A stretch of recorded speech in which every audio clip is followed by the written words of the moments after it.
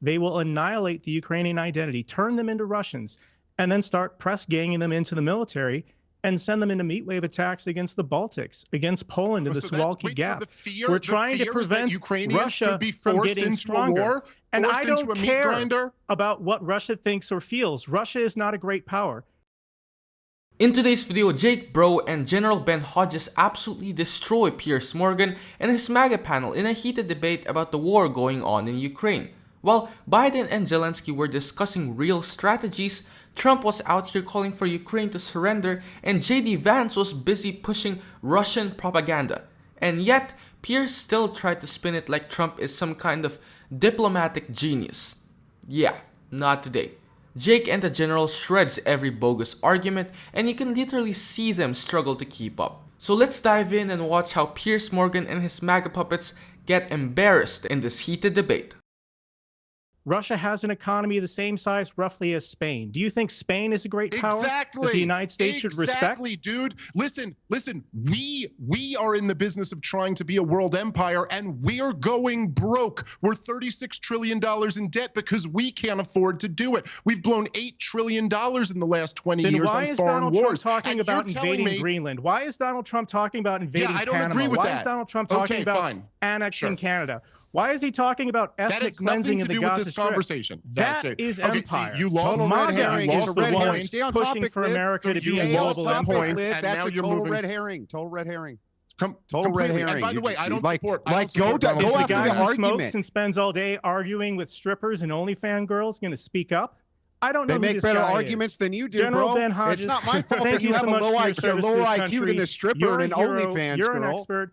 These other guys, I can't take them serious. Okay, well, I mean, listen, you just couldn't respond to my point. You need to have the right pedigree in order to make an argument, bro. Say that you can't take me seriously, but you just completely didn't. You had no response to the argument. Listen, the current estimate I've seen is that Russia's GDP is about $2 trillion a year. Try to keep perspective on this. That is less than a third. Is Spain a great power that we should respect? Is Italy a great power that we should respect? Well, aren't we all missing? Okay, let me bring the elephant in the room into the debate. Nobody's mentioning the nuclear arsenal that Russia has. That's what makes it different to any of these other countries. Russia, on its own, has more nukes than any other country, including the United States. That is a fact. There are, I think, 9 countries in the world that have nukes. The UK has some. France has some. There are American nukes at a number of other European countries. But let's be clear, when it comes to deterrent, there's probably only one deterrent that Putin really cares about, and that is a nation that is nuclear armed. And when I interviewed, and I'll bring the general in here for this, when I interviewed President Zelensky 2 weeks ago, he did say, as part of the security that he wanted, maybe we could have our nuclear weapons back, because of course, when Ukraine became an independent country, they had a lot of Russian nuclear missiles on their territory, a lot.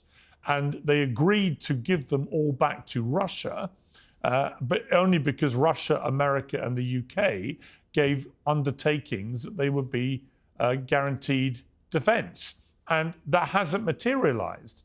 And so you could argue, if you go right back to the start of all this, from when Ukraine went out on its own, had they been allowed to keep some of those nuclear missiles that were Russian-owned but were on Ukraine territory, had they been able to keep them and remain a nuclear power, that might have been the only thing that would have deterred Vladimir Putin. Now, what would you say to that? Well, of course, you have to take Russia's nuclear capabilities seriously. They have a lot of them. They don't care how many innocent people might be killed. But I think that it was a mistake of the Biden administration to assume that if Ukraine was successful or we did too much, that Russia might retaliate with a nuclear weapon of some sort. And I think there was never a chance they were going to do that because there was no benefit. Now, Dave fearmongers over US debate and wasting money on foreign wars, but what's the actual alternative? Letting Russia bulldoze through Ukraine, erase its identity, and then push into NATO territory? Because that's where this is headed. Putin isn't stopping at Ukraine. He's openly threatened the Baltics, Poland, and Moldova. And once NATO countries are involved, guess what? Now America is in an actual war. Jake is 100% right. Helping Ukraine now is the smarter, cheaper option compared to the US getting dragged into a bigger conflict later. And let's talk about the MAGA contradictions here. They scream about protecting sovereignty and borders, but suddenly they don't care when it's Ukraine's borders being violated. They act like defending Ukraine is some kind of globalist plot, while Trump was literally floating ideas about invading Venezuela and annexing Greenland. Honestly, make it make sense. But you know what else doesn't make any sense? Biased news media outlets. Are you getting tired of getting half the story from biased news sources? One outlet says one thing and another says the complete opposite. How are you supposed to know what's actually true? That's where ground news comes in. It lets you compare how different media outlets, left, right, and center are covering the same story. So you can see the full picture instead of just the echo chamber. And here's the best part. Click the link in the description and get 40% off the Vantage tier, which gives you even deeper insights into media bias and political trends. Stay informed, think for yourself, and check out ground news in the description down below. Some of us may not like the fact that Ukrainian martial law includes a suspension of elections, but that is the law. And so, and then the fact that the Rada made the decision to vote and give that sort of public endorsement, to me, that's compelling. Now, I do want to say, give Dave Smith credit. I finally heard him say something today that I agreed with. This war could have been avoided if we, the West, led by the United States, had responded appropriately after Russia invaded Georgia in 2008, if we had responded appropriately after they invaded Ukraine in 2014, and that's not a game. I mean, the whole world saw Russia invade Ukraine in 2014. And we did nothing when they jumped over the Obama red line in Syria. So this war is a result of failed deterrence. And trying to explain deterrence and spend money for deterrence is always a tough sell, because you have to convince taxpayers and voters and legislators of what the risk is and why you have to do it. That's hard. But it is much, much cheaper, obviously, to do that, to have successful deterrence, as we did for over 70 years after the Second World War, versus dealing with the failed deterrence we're dealing with right now. I think that for Andrew, I would just offer, as I'm pretty sure you know this, the amount of money, the 120 to 180 billion, depending on what you include in that amount. It's clearly not 350. But the amount of money that the United States has spent or contributed towards helping Ukraine, the overwhelming majority of that money was spent in the United States. It's not pallets of ammunition, of money that are loaded onto a C-17 and then delivered into Ukraine.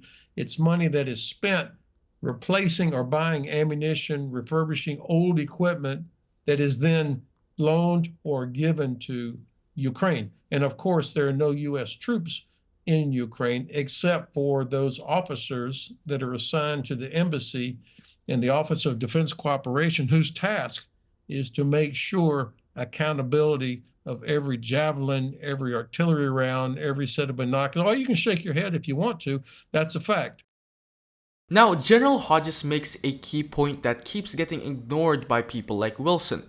This war didn't just happen overnight. Russia has been testing the waters for years. They invaded Georgia in 2008. Nothing happened. They took Crimea in 2014. Again, barely any response. And when they stomped all over Obama's red line in Syria, it sent a clear message. The West isn't going to do anything.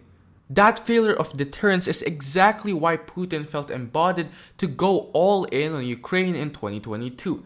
And let's be real, if Ukraine fails, it's not just their problem. Russia isn't going to stop at Ukraine. And at that point, NATO gets involved, and suddenly the US is in an actual war, not just sending aid. That's the reality people like Wilson refuse to acknowledge. The cost of preventing a larger conflict now is way lower than the cost of fighting an even bigger war later.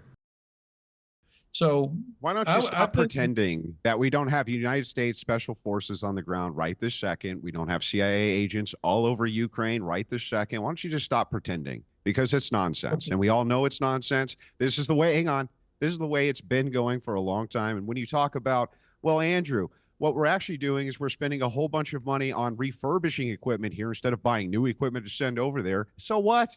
So what, you're still spending tons of my money on something I don't care about to send over to a nation which is corrupt as hell.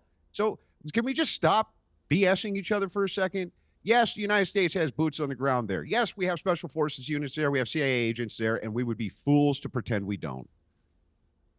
It's an interesting argumentative style that you had, and you know, I always, when people start calling me names or whatever, then I really, the credibility. I didn't call you any names, sir. I didn't call you any names. Whatever. Okay. What was the name that I called you?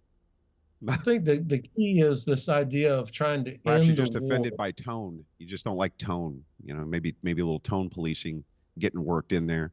Maybe that Southern drawl where you try to make yourself sound likable because you have it doesn't work so well on me because you can't gaslight me with this stuff. It's nonsense. Yes, there's boots on the ground there. Yes, there's been boots on the ground there probably since the beginning. Yes, we're spending $100 billion plus on equipment that we then either send over there. And by the way, there's hidden money going over there too. This is such nonsense. Just stop gaslighting the American people. Stop it. We're not stupid. We've seen this on repeat so many times now. So many times. General, So respond. the idea of ending the war, of course, is exactly what we would like to do, but it needs to be an end that is sustainable.